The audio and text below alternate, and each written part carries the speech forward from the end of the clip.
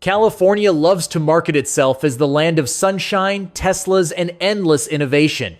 But behind the glossy brochures and Instagram posts lies a looming deadline.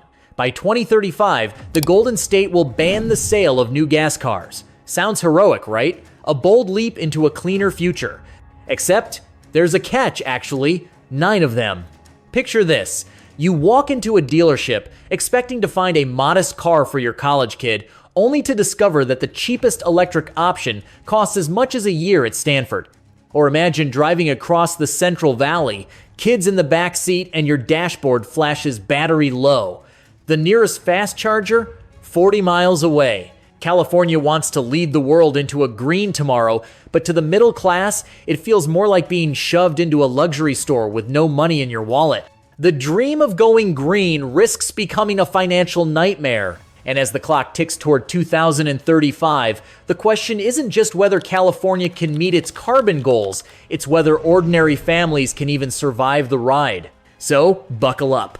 Today, we're diving into the electric car dilemma that's dividing communities, straining wallets, and exposing yet another California paradox. When the future comes too fast, it can run people over on the way.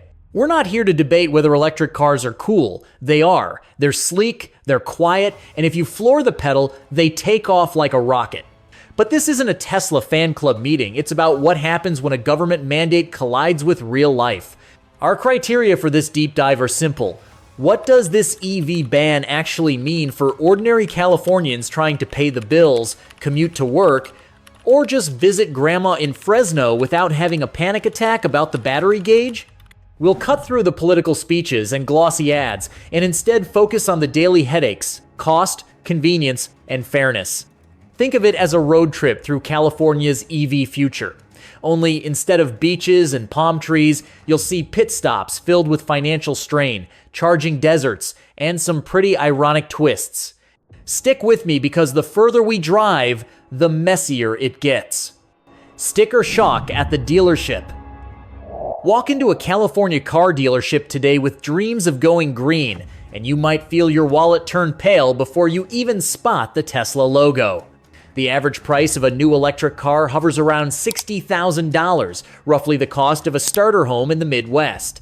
For middle-class families already juggling rent, groceries, and California's infamous utility bills, that price tag doesn't scream sustainable future. It screams second mortgage. Imagine a dad just wanting a safe, modest car for his daughter heading to college. 10 years ago, he could have walked out with a dependable gas sedan and a manageable monthly payment. Now, he's staring at an EV with a loan plan longer than his kid's student debt. For wealthy buyers, the extra cost is a lifestyle choice. For the average household, it's financial quicksand. California's lawmakers argue that costs will come down as production scales up. Maybe. But families don't live in the future. They live in the here and now, where car payments already eat up a frightening slice of their income. And when the affordable option feels like a luxury purchase, the supposed path to a greener tomorrow starts to look more like a toll road with no exit. The apartment charger problem. California loves to tell people to just plug in their cars like they plug in their phones. But there's one small problem. Most Californians don't live in suburban homes with 2-car garages and outlets ready for overnight charging. They live in apartments, condos, or shared housing where the closest thing to a personal charging station is the vending machine in the lobby. Picture a young couple renting a 1-bedroom in Los Angeles. Their building has parking spots, but none with chargers. Management shrugs. Too expensive to install. So every other night, the couple has to drive across town to a public charging station, sit in their car scrolling TikTok for an hour, and then drag themselves home close to midnight. What was once a 5-minute stop at the gas station has become a full-blown evening routine. And let's be honest, if you're already paying sky-high rent, you don't want to beg your landlord for permission to run a high-voltage cable across the lot, like some DIY science project. The convenience gap is glaring. Owning an EV feels effortless in a suburban driveway, but for millions of renters, it's just another reminder that California's green dream wasn't designed with them in mind. Waiting in line to charge. Remember when filling up your tank meant 5 minutes at the gas station, maybe 10 if the line was long? With electric cars, that quick errand can turn into a Saturday afternoon gone missing.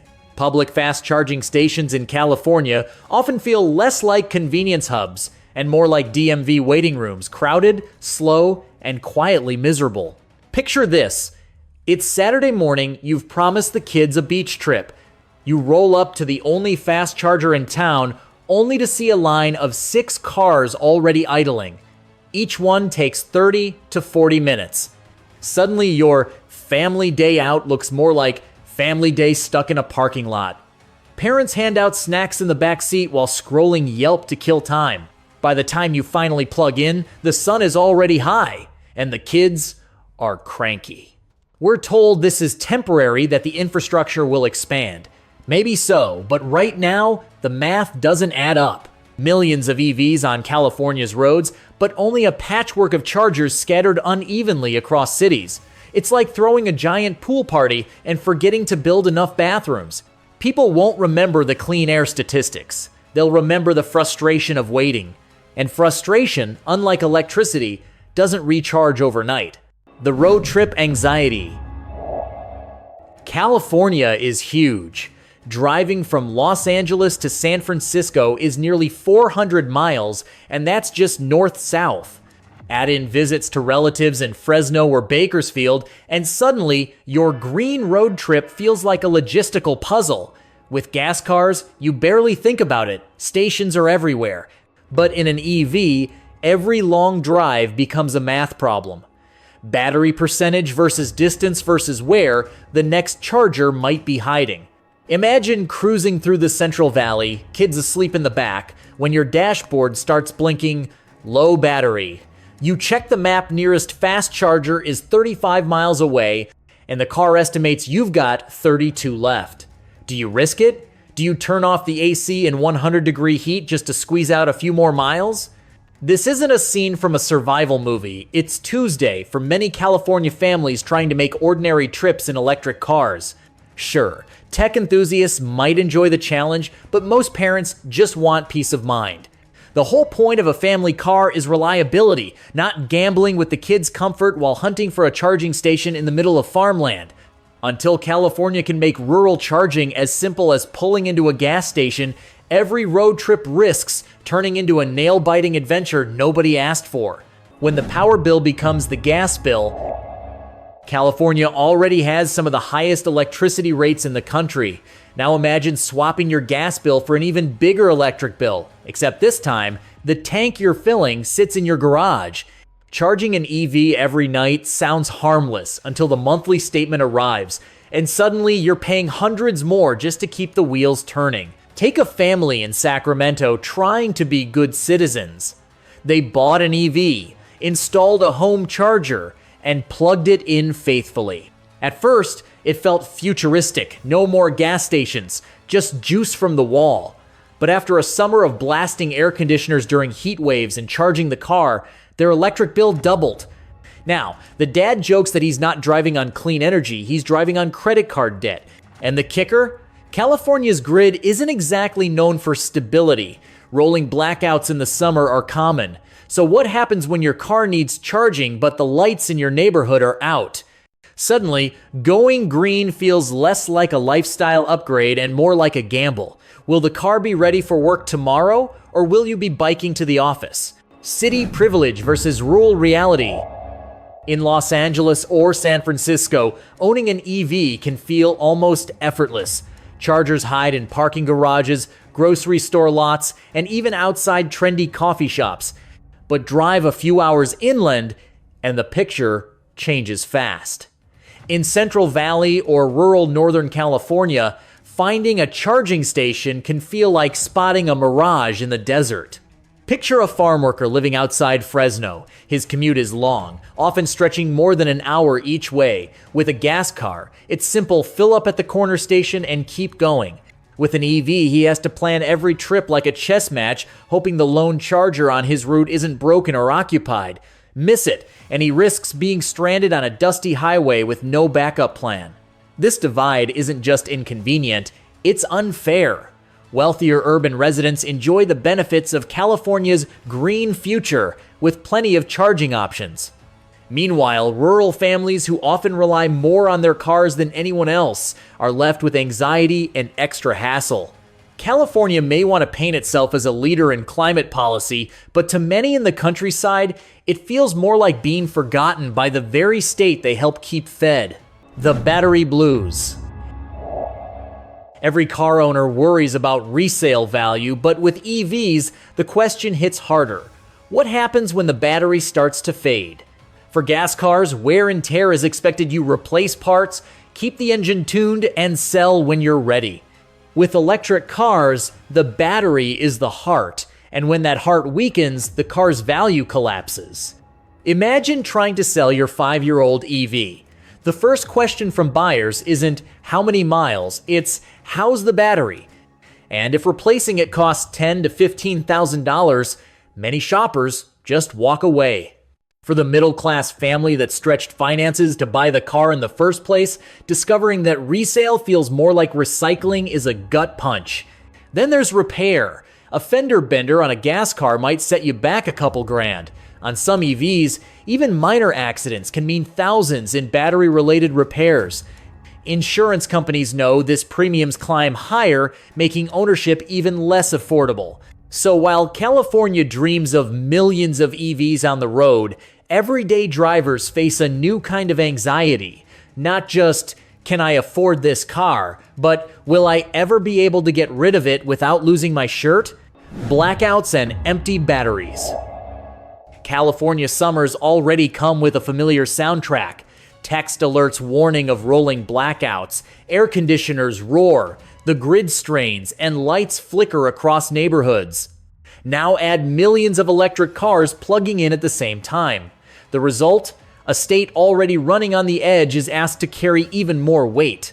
Picture this. It's August in Sacramento, 105 degrees outside. Your family huddles inside with the AC blasting when suddenly click the power cuts out. Everyone groans, but then you glance at the garage.